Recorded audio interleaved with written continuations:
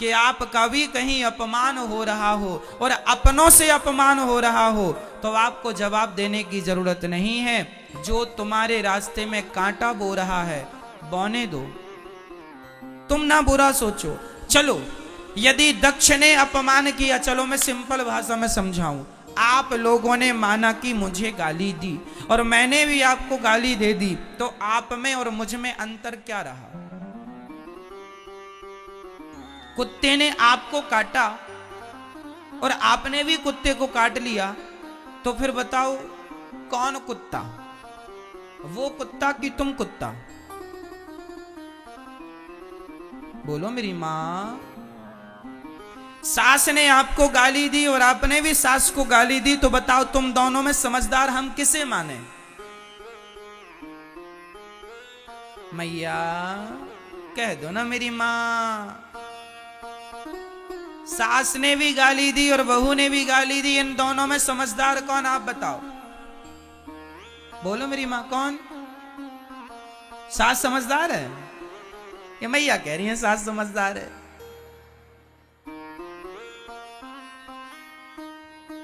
सास ने गाली दी और बहू ने भी गाली दी, इसमें दोनों ही मूर्ख हैं। समझदार वो कहलाते हैं जो एक गाली दे और दूसरा चुप रहे। तो जो चुप है वो समझदार है, क्योंकि हमारे यहां सिंपल कहावत है, कुत्तों के मुंह नहीं लगा जाता। जो गाली दे वो कौन, भौंकता कौन है? आज सास भौंक रही है, तो तुम भी भौंकोगी क्या? आज बहू भौंक रही है, तुम भी भौंक लो।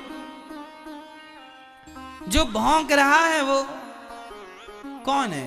कुत्ते के वंशज हैं। भौंकते रहो। अभी तो एक भौंक रहा था, सास ने किया भौं तो बहू ने भी भौं भौं, लो चालू हो गया महाभारत। कौन समझदार इन दोनों में? कोई नहीं। इसलिए हम आपसे कहते हैं अपनी समझदारी का परिचय दो। कोई शंकर जी को गालियां दक्ष ने दी, क्या शंकर जी ने गालियां दी? भगवान कृष्ण को शिशुपाल ने कितनी गालियां दी? बोलो मेरी मां। मैया जी कितनी? 100 गालियां भगवान ने चुप रहकर सुनी कि नहीं? यदि भगवान होकर 100 गालियां चुपचाप सुन लेते हैं, तो हम और तुम इंसान होके 10-20 गालियां क्यों नहीं सुन लेते? क्यों कुत्तों की मुंह लगते हो? और अपने आप को आप लोग समझते हैं हम बड़े समझदार हैं, हम जवाब दे रहे हैं। अरे मां, कहां जवाब देना है कहां नहीं देना, यह भी एक समझदारी का विषय ही है।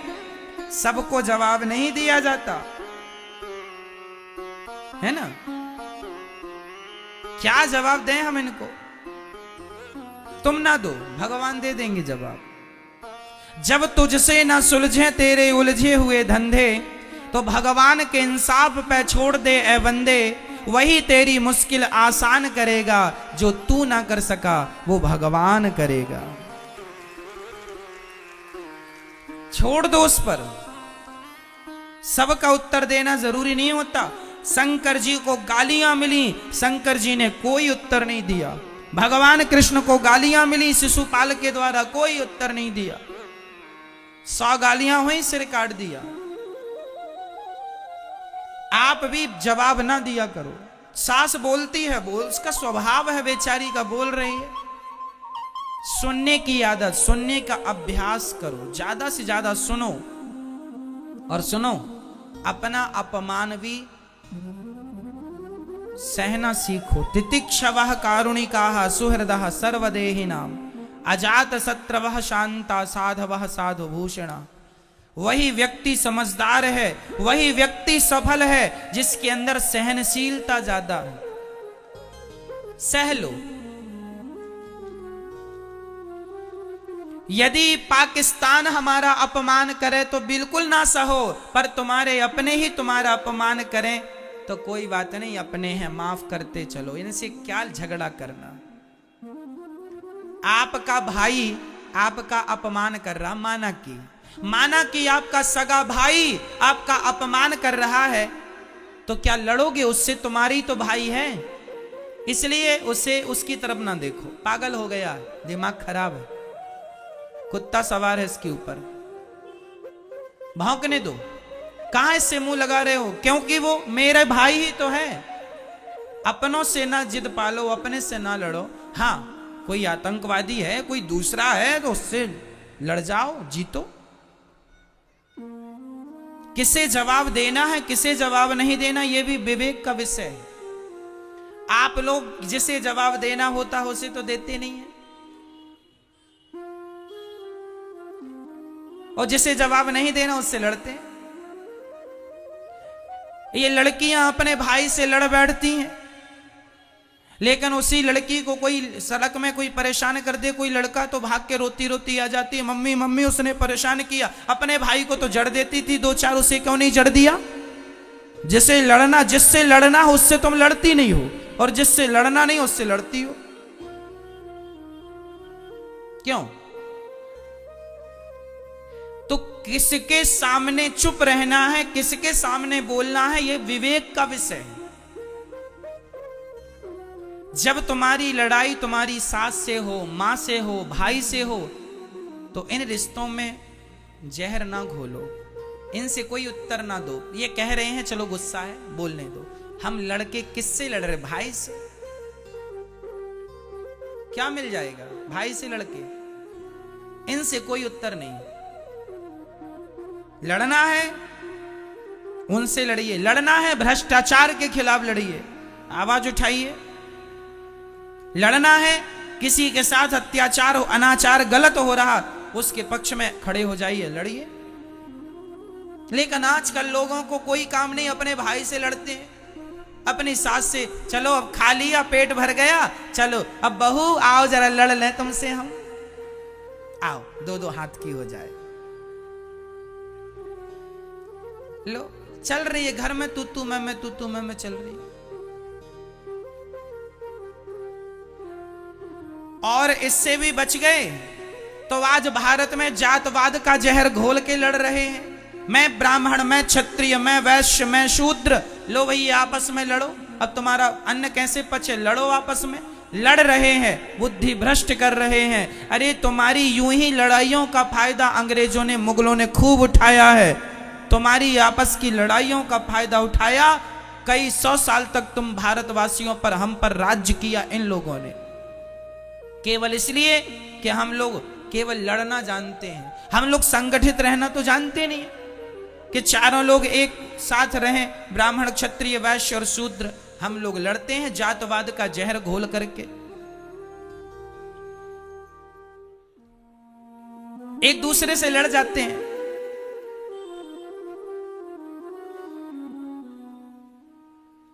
ऐसे ही लड़ो आपस में, कल फिर कोई और आएगा तुम्हारे देश में कब्जा कर लेगा, फिर करना उसकी गुलामी। आदत हो गई है गुलामी करने की तुम्हारी, कभी मुगलों की कभी अंग्रेजों की। अब ऐसे फिर लड़ो, फिर करना किसी की गुलामी।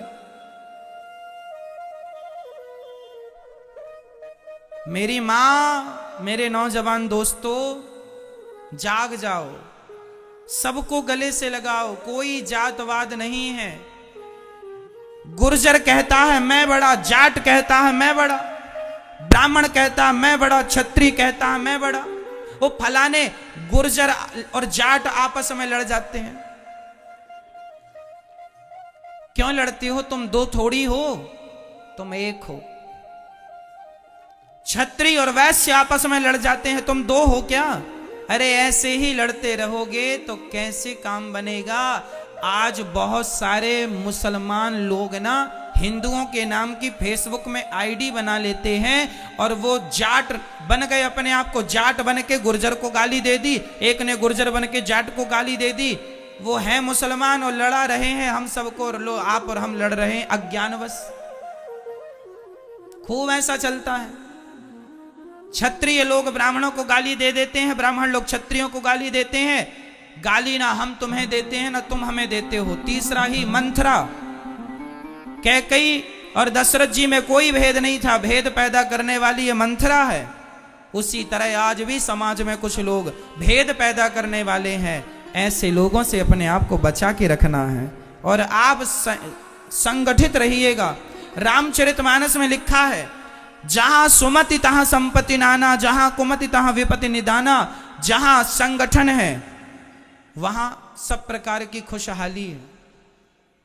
जहां झगड़ा है, यदि आपस में हम बिखर गए, ये चार उंगलियां अलग अलग हैं, चारों एक हो जाएंगी, मुठ्ठा हो जाएगा, एक मार दो दांत टूट जाएंगे, वो चारों अलग अलग रहेंगी तो कुछ नहीं कर पाओगे आप। इसलिए संगठित। झाड़ू एक होती है ना, कचरे को साफ करती है, पर वही झाड़ू बिखर जाए तो स्वयं कचरा बन जाती है। यदि बिखर गए तो कचरे हो जाओगे।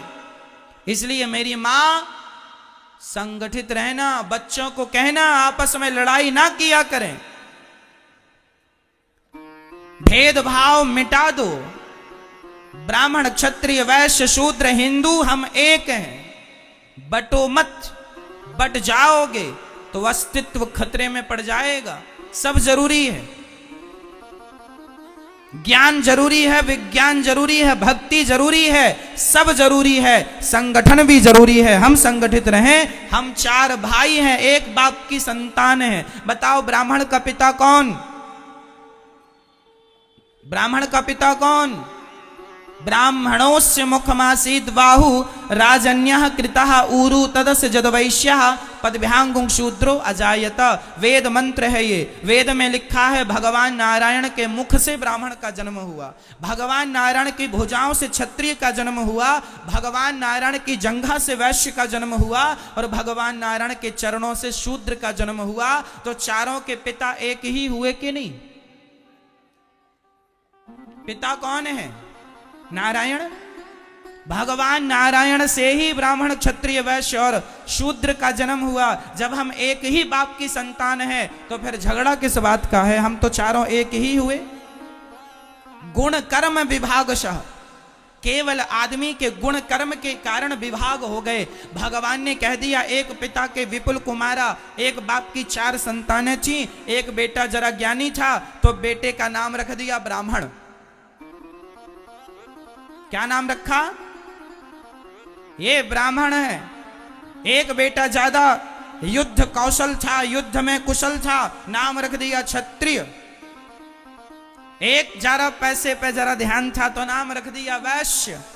और एक बेटे का सेवा में मन था, तीनों का सहयोग करता था, तीनों से प्यार करता था, उसका नाम रख दिया शूद्र। एक्चुअली शूद्र जात नहीं है, ब्राह्मण जात नहीं है, क्षत्रिय कोई जात नहीं है। ये तो हमारे बाप दादों के नाम थे। ब्राह्मण नाम का आदमी था, उसकी जितनी संतान हुई तो ब्राह्मण के नाम से जानी गई। क्षत्रिय नाम के आदमी की जितनी संतानें हुई क्षत्रिय के नाम से। हम लोग एक ही पिता की संतान है। मूल में पिता एक है, नारायण। केवल व्यवस्थाएं बनाने के लिए चार विभाग किए गए कि ब्राह्मण वेद बचाएंगे, क्षत्रिय अपना देश बचाना, वैश्य पैसा बचाना और शूद्र इन तीनों का सपोर्ट करना। क्यों ये व्यवस्था बनाई? आपके घर में भी बेटी का विवाह होता है तो आप लोग भी व्यवस्था बनाने के लिए किसी को मंडप की सेवा संभाल दे देते हैं, किसी को खाने पीने की सेवा, तुम खाने पीने की संभालना, तुम मंडप की संभालना, तुम बारातियों को नाश्ता पानी की संभालना। भाई व्यवस्था बनाई जाती है कि नहीं? काम सौंपा जाता, तुम ये काम कर लेना। हमारे देश में भी आजकल देखो ना, एक प्रधानमंत्री होते हैं, एक राष्ट्रपति होते हैं, एक खाद्य मंत्री होते हैं, एक गृह मंत्री होते हैं, एक उद्योग मंत्री होते हैं। ये व्यवस्थाएं हैं। उद्योग का काम करना है, उद्योग मंत्री से मिल लो, और दूसरे काम है तो इन मंत्री से मिल लो, उन मंत्री से मिल लो। क्यों भाई? ये व्यवस्थाएं हैं। फलाना मंत्री, फलाना मंत्री, फलाना शिक्षा का संबंध है तो शिक्षा मंत्री से बात करो। पैसे की दिक्कत है, वित्त मंत्री से बात करो। क्यों? ये व्यवस्थाएं हैं। उसी प्रकार भगवान ने व्यवस्थाओं के लिए चार लोगों को बनाया, ब्राह्मण क्षत्रिय और वैश्य। चार एक ही बाप की संतान है, लेकिन अज्ञानता इतनी आ गई कि हम लोग आपस में आगे चल के लड़ने लग गए। मैं ब्राह्मण हूं, मैं क्षत्रिय हूं, मैं वैश्य हूं, मैं शूद्र हूं। अब जरूरत नहीं है इसकी कि मैं ब्राह्मण हूं, मैं क्षत्रिय हूं, मैं शूद्र हूं। बस जरूरत इसकी है कि हम सनातनी हैं, हम भारतीय हैं। गर्व से कहो हम हिंदू हैं, हम हिंदू हैं, हम हिंदू हैं। धरा ये जिस पर घूम रही हम उसी केंद्र के बिंदु हैं। गर्व से कहो हम हिंदू हैं, हम हिंदू। तुम बट गए जातवाद के नाम पर, फिर तुम पर कोई हमला करेगा।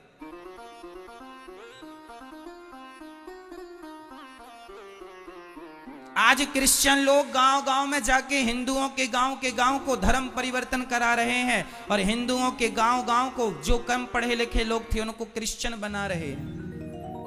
तो मैं से ही अपनी अकड़ में रहे आना कि मैं ब्राह्मण हूं, मैं क्षत्रिय हूं, मैं वैश्य हूं, मैं शूद्र हूं। आगे चल के सारे हिंदू क्रिश्चियन बन रहे हैं। क्रिश्चियनों की एक बहुत बड़ी साजिश चल रही है। फिर क्या होगा जब सब लोग वही बन जाएंगे? कौन होगा तुम्हारी पक्ष की बात रखने वाला? कौन होगा तुम्हारा पक्ष लेने वाला? सेना भी बड़ी होनी चाहिए, संगठन में बहुत बड़ी ताकत होती है। ये बातें हल्के में ना लेना, नहीं कल को आने वाली पीढ़ी तुम्हें गाली देगी कि तुमने क्या किया। अरे अपने हिंदुओं को बचा लेते कम से कम। अरे समय निकाला करो और अपने उन गरीब लोगों के पास जाकर बैठा करो जिन्हें 2 किलो आटा की जरूरत है, 1 किलो दाल की जरूरत है। जरा सा समाज में सेवा करो, सहयोग करो, सबको भूखे को भोजन कराओ। क्रिश्चियन लोग पैसे दे दे के धर्म परिवर्तन करा रहे हैं, हाँ या ना? और तुम लोग केवल अपनी अकड़ में 20 लाख की गाड़ी लेना है, 50 लाख की गाड़ी लेना है, गाड़ी घोड़े में पैसे लगाओगे। अफगानिस्तान का क्या हुआ? कब्जा कर लिया आतंकवादियों ने, सबकी जमीन जायदाद गाड़ी घोड़ा रखी रह गई। यदि तुम आपस में बढ़ जाओगे तुम्हारे ऊपर भी ऐसी कोई आके कब्जा कर लेगा, फिर भागते फिरना। इसलिए आज सनातन को बचाने की जरूरत है। चलो हम ये नहीं कहते कि तुम मुसलमानों को हिंदू बनाओ, हम ये नहीं कहते क्रिश्चियनों को हिंदू बनाओ। जो हमारे हिंदू भाई हैं उन्हें तो बचा लो, जो धर्म परिवर्तन करने में लगे हुए हैं उन्हें तो गले लगा लो, उन लोगों को तो हृदय से लगाओ, नहीं तो बहुत नुकसान होगा। और नुकसान सबका होगा। देश गुलाम हुआ, सबका नुकसान हुआ। सब लोग अपने अपने धर्म का प्रचार करते हैं। हिंदू लोगों को अपने धर्म की कोई नहीं पड़ी, कोई नहीं करता प्रचार, कोई नहीं बात करता धर्म की, कोई नहीं बात करता सनातन की, कोई नहीं बात करता राम और कृष्ण की। दया ही नहीं है लोगों के आगे। आज लोग, एक गरीब बाप गांव में मैंने देखा है साहब कि गांव का गरीब आदमी गिड़गिड़ाता है, भैया बेटी का विवाह जरा 5000 दे दो। तो गांव का जो धन्ना सेठ होता है ना, वो 5000 देता तो है पर ब्याज लेता है 10%, 15%, 5000 का। अरे उस आदमी को ये तो समझ आए कि पागल, वो गरीब आदमी है, उसके बेटी का विवाह है, 5000 दे दो। बेटी के विवाह में ईश्वर ने तुम्हें देने के लायक बनाया है, दे दो।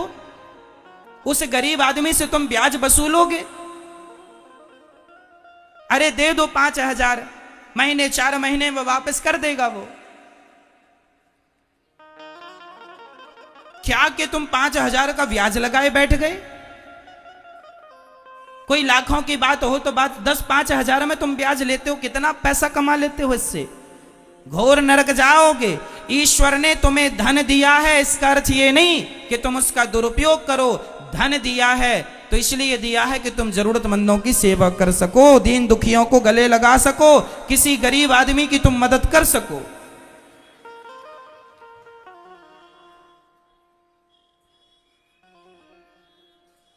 जीवन में ईश्वर ने दिया है, परोपकार करना चाहिए, घटता नहीं है। याद रखना, लिख के रखना, दान करे धन ना घटे, लिखा है ये। बोलो, दान करे धन ना घटे, जो सहाय रघुवीर, पंछी के पीर, घटे न सरिता नीर। प्यासे को पानी पिलाने से नदी का पानी कम नहीं होता, दूसरों को फल खिलाने से वृक्षों के फल कम नहीं होते, और किसी की सेवा करने से धन कम नहीं होता। धन बढ़ता है, दान करने से बढ़ता है, पुण्य करने से। लेकिन आज का आदमी, मैं देखता हूं कि आज समाज में गरीब लोगों का अमीर लोग बहुत शोषण करते हैं, जरूरत से ज्यादा बहुत शोषण होता है। मैं निवेदन करूंगा, इसलिए मैं आप लोगों से कहा करता हूं अपनी गरीबी खुद मिटाना शुरू करो, सेल्फ डिपेंड बनो, आत्मनिर्भर बनो, मेहनत करो। मेहनत करोगे तो गरीबी तुम्हारा पीछा छोड़ देगी सदा सदा के लिए। मेहनत करो, तुम सब कर सकते हो। खड़े हो जाओ और देश की गरीबी तब दूर होगी जब 135 करोड़ लोगों की गरीबी दूर हो जाएगी। प्रत्येक व्यक्ति अपनी अपनी गरीबी दूर कर ले, अपने आप मेरे देश की गरीबी दूर हो जाएगी। सोने की जरूरत नहीं है मेरी मां। धर्म का प्रचार किया करो, कह दो लोगों से बाद में लड़ लेना, अभी संगठित रहो, लड़ने की जरूरत नहीं है। यदि हम आपस में लड़ बैठेंगे तो देश को कौन संभालेगा? कोई भी बाहर वाला अपने घर से हमें निकालेगा। दीवानों जरा होश करो, मेरे देश प्रेमियों। बताओ अंग्रेज कब भागे भारत से? 15 अगस्त 1947 को अंग्रेज लोग भाग के गए। क्यों भागे? क्यों भागे मुझे बताओ। इसलिए भागे क्योंकि मेरा पूरा भारत संगठित हो गया था, डर के मारे अंग्रेज भाग गए। यदि पहले 100 साल पहले यदि संगठित हो जाता तो ये अंग्रेज लोग 100 साल पहले भाग जाते। लेकिन तुमने संगठन करने में, संगठित होने में कई 100 साल लगा दिए, कई 100 साल लगा दिए संगठित होने में। और संगठित जिस दिन हो गए भाग गए कि नहीं अंग्रेज? हाँ या ना? फिर कितनी बड़ी ताकत है संगठन की। इसलिए संगठित रहना मेरी मां। और जातवाद कोई लेके आए घुसने ना देना घर में। कोई जातवाद नहीं, हम सब एक हैं। हमारे गांव का ब्राह्मण भी, क्षत्रिय भी, वैश्य भी, शूद्र भी, मैं अपने गांव जाता हूं ना तो मैं अपने गांव में सबसे मिलता हूं, सबसे राम राम करता हूं। ब्राह्मण हो, क्षत्रिय हो, वैश्य हो, शूद्र हो, मैं अपने गांव के शूद्र भाइयों के पास जाके भी बैठता हूं और पूछता हूं कि तुम्हें कोई जरूरत तो नहीं है। गरीब परिवार की बेटियां यदि दिखती हैं मुझे, मैं तुरंत कहता हूं कि जब इसका विवाह हो तो बता देना। जब से दास अनिरुद्ध ने होश संभाला है तब से हमारे गांव में किसी भी बेटी का विवाह होता है गरीब परिवार की, सबकी बेटियों के विवाह में भोजन की व्यवस्था दास अनिरुद्ध कराता है। जितने बाराती आएंगे सहयोग हो, यहां से होगा। गरीब हो तुम, मदद करेंगे। ईश्वर ने इस लायक बनाया है, करो। अरे 10-20 हजार में तुम्हारा कुछ नहीं घट जाता, पर 10-20 हजार में गरीब आदमी की बेटी का विवाह निपट जाता है। बनाया है तो करो, बांध के ले जाओगे। सभी में बांट कर खाए उसे इंसान कहते हैं। मैं बताता नहीं हूं, न बताने की जरूरत है, पर जीवन में ईश्वर ने योग बनाया है तो आपको करना चाहिए। अपना पेट तो पशु पक्षी भी भर लेते हैं, पर सभी में बांट कर खाए उसे इंसान कहते हैं। पराया दर्द अपनाए उसे इंसान कहते हैं। मैं छुआछूत नहीं रखता बिल्कुल। हमारे गांव में जितने लोग हैं सारे लोग, चाहे मोची समाज हो चाहे कोई, मैं सबको बैठता हूं, सबके पास बैठता हूं, सबको अपनी तरफ से राम राम करता हूं, सबके साथ बैठता हूं, बगल में बैठता हूं, सबका हालचाल पूछता हूं, भैया कैसे हो, सब आनंद है, कुशल मंगल है। सबसे हंसता हूं, सबसे बात करता हूं, सबको गले लगाता हूं। यहां गौरी गोपाल वृद्धाश्रम में भी मेरी वृद्ध माताएं रहती हैं। यहां सब प्रकार की माताएं रहती हैं, ब्राह्मण मैया, क्षत्रिय मैया, वैश्य मैया, शूद्र मैया। आज तक मैंने किसी मां से जात नहीं पूछी कि मां तुम्हारी जात क्या है। मैं केवल सबके पांव दबाता हूं, चाहे मैया कोई भी जात की हो, मुझे क्या करना। मां की जात कोई नहीं होती, मां तो सिर्फ मां होती है। मैंने तो जात पात का भेद मिटा दिया आपकी आंखों के सामने। आपके देख लो गौरी गोपाल वृद्धाश्रम में माएं सब प्रकार की हैं, ब्राह्मण, क्षत्रिय, वैश्य, शूद्र। पूछ लेना कि मैंने किसी से जात तो नहीं पूछी, आज तक मैंने किसी से ना जात पूछी, केवल सेवा किया है मैंने, केवल सेवा। मैं नहीं मानता, मैं ये मानता हूं कि ईश्वर की सब संतान है, प्यार से रहो। गले लगाने में ज्यादा अच्छा है, नफरत घृणा रखने में अच्छा नहीं है। क्यों? मैं आपसे प्यार करूं तो ज्यादा अच्छा होगा कि मैं आपसे नफरत करने लग जाऊं तो ज्यादा अच्छा होगा? यदि छुआछूत भेदभाव होता तो राम जी शबरी के बेर क्यों खाते? राम जी ने भेदभाव नहीं रखा, हमारे भगवान थे, तो फिर हम भेदभाव काहे का रखें? ना जी, सबको गले लगाने में क्या मैं छोटा हो जाऊंगा? आप अपने नगर के गरीब लोगों को गले लगा लोगे, प्यार से बैठ के दो बातें कर लोगे, इससे आप छोटे हो जाओगे? तो क्यों नहीं लगाते गले, क्यों नहीं प्यार करते सबको? आज भारत में ऐसी मानसिकता है कि कुछ लोग ऐसे हैं कि यदि किसी को छू लेते हैं ना तो वो कहते तुम्हें छू लिया अब नहाएंगे। गलत है ये। क्या माता सबरी को छूकर राम जी नहाए थे? फिर इतना अहंकार किस बात का भैया? कहां से ले आई है ज्ञान उल्टा? हमारे वेद पुराणों में तो ऐसा कुछ नहीं है। हमारे वेद पुराणों में लिखा है प्रेम करो। राम ही, सुनो क्या लिखा है, राम ही केवल प्रेम प्यारा। मैं उदाहरण देके फिर बोल रहा हूं, क्या हमारे रैदास भक्त मोची नहीं थे? जात के मोची थे, जूता सिलते थे, लेकिन उनके पास सभी लोग जाते थे, उन्हें प्रणाम करते थे, उनका आदर करते थे। हम ये कहना चाहते हैं कि जिसके अंदर भक्ति है, जिसके अंदर योग्यता है, उसको आप प्रणाम कर लें, इसमें कोई बुराई नहीं है। बाकी सबको गले लगाएं, गले लगाने में भी कोई बुराई नहीं है। राह में आए जो दीन दुखी, सबको गले से लगाते चलो। प्रेम की गंगा मिटा दो ये जहर, बहुत बड़ा नुकसान हो जाएगा मेरे देश का यदि ये जहर बना रहा तो।